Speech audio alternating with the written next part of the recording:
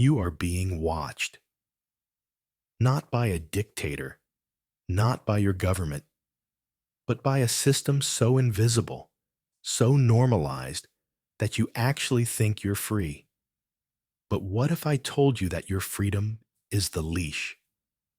What if the routines you've been taught to call normal are nothing more than polished chains? What if society has mastered the art of control, not through violence or fear, but through habit, expectation, and silent agreement? Michel Foucault didn't just study history. He revealed a blueprint of modern oppression that is so subtle, so efficient, that we've stopped even noticing it. And if you don't see it, you can't fight it. You just keep obeying. And that's exactly what it wants. You wake up to an alarm, not because you want to, but because the system demands it. You go to school or work, follow instructions, chase achievements, suppress your emotions, smile when expected, speak when allowed.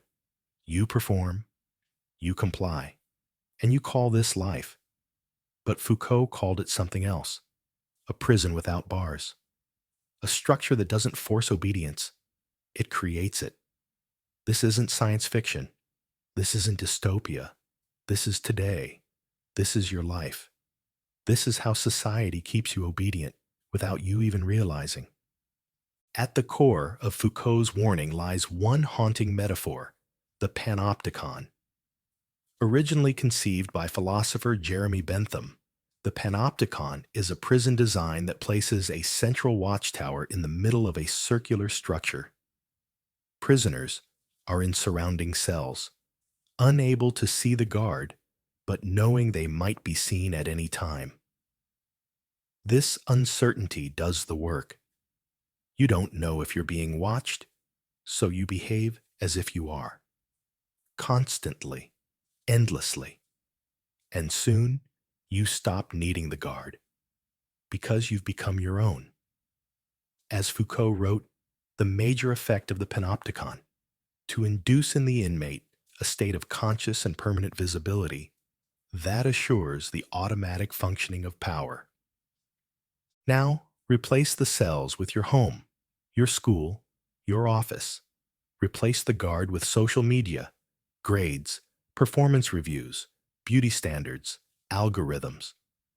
The panopticon didn't disappear. It multiplied. It disguised itself. You are being watched. And worse, you're watching yourself. You judge your actions. You censor your thoughts. You edit your personality, not because someone told you to, but because you've internalized the judgment. The surveillance has moved inside you. This is the brilliance and the horror of modern power. Foucault called our era a disciplinary society. It's a society where individuals aren't ruled by brute force, but by the silent shaping of behavior. From childhood, we are taught to sit still, raise our hands, follow rules, respond to bells, wait our turn. We are told this is education, but what it truly is training. Training to conform. Training to obey. Schools don't just teach knowledge, they teach habits. Bodies are disciplined. Minds are molded. We are rewarded for compliance, punished for rebellion. And by the time we reach adulthood, we don't even need to be told what to do. We just do it. Automatically. Willingly. Gratefully. Foucault argued that power isn't something that is held. It is something that moves through institutions, through norms, through language, through expectations. A boss doesn't need to scream at you when your fear of being unemployed does the work. A teacher doesn't need to beat you when the threat of failure is enough. Power doesn't need to show its face anymore. It's in the system. It's in you. This leads us to the most dangerous weapon society uses: normalization. You are not forced to obey.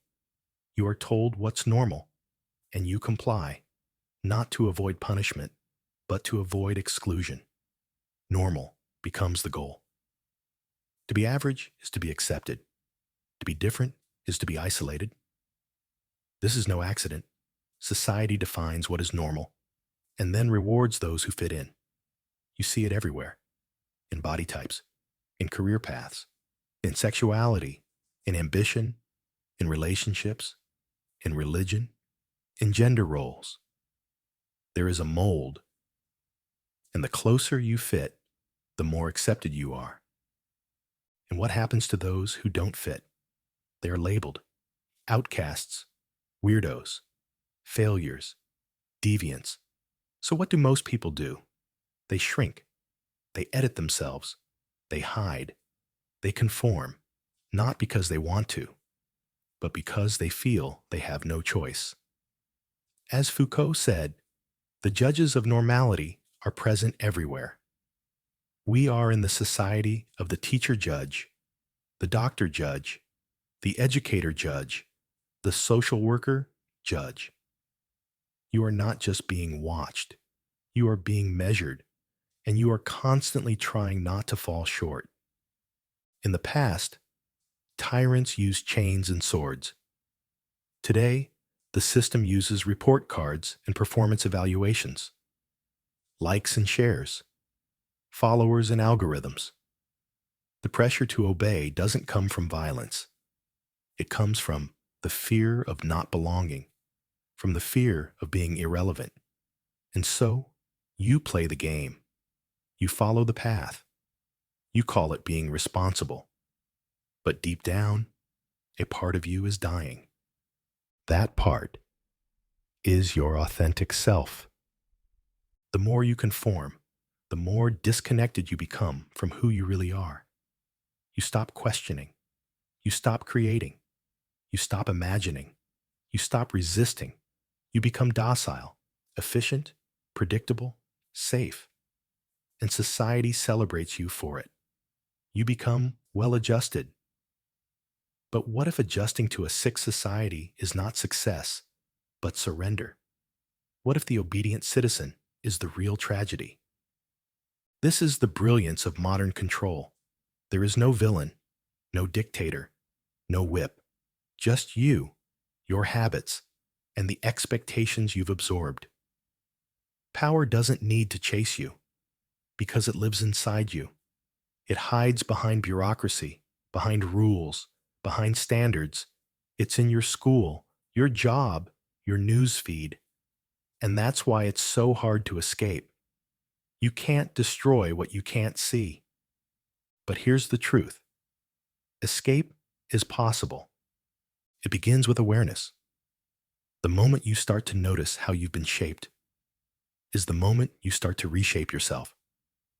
Ask yourself, who taught me what success means? Why do I dress this way? Why do I fear failure? Who benefits when I obey? Why do I crave approval? These questions are dangerous. They lead you away from comfort and toward truth. They don't give you easy answers, but they give you back your power. As Foucault wrote, there are times in life when the question of knowing if one can think differently than one thinks and perceive differently than one sees is absolutely necessary. You were not born to obey. You were born to question. You were not born to follow. You were born to feel. You were not born to be normal. You were born to be real. Resistance does not always mean protest. Sometimes, resistance is authenticity. It is choosing to speak when silence is expected, to rest when the world worships hustle, to feel when numbness is the norm, to say no when obedience is demanded. Resistance is remembering who you are before the world told you who to be. So the next time you feel the urge to shrink, to conform, to follow, pause, breathe, and remember, you are not a machine. You are not a cog in someone else's system. You are not here to be nice, polite, silent. You are here to live fully, freely, fiercely. You don't have to shout to be free. Sometimes, simply saying, I choose differently, is a revolution. Society may keep you obedient by default, but you have the power to rewire yourself, to step off the path, to challenge the script, to stop asking for permission, to live on your own terms. It's not easy. It's not safe. But it is real, and it is worth it. So yes, society is powerful. It is smart. It is efficient. But it is not stronger than a human soul awakened to its own fire. The soul, Foucault said, is the prison of the body. But the awakened soul? That's the key. That's the torch. That's the escape. Choose to see the bars. Choose to question the rules. Choose to reclaim yourself. You were trained to obey, but you were born to be free.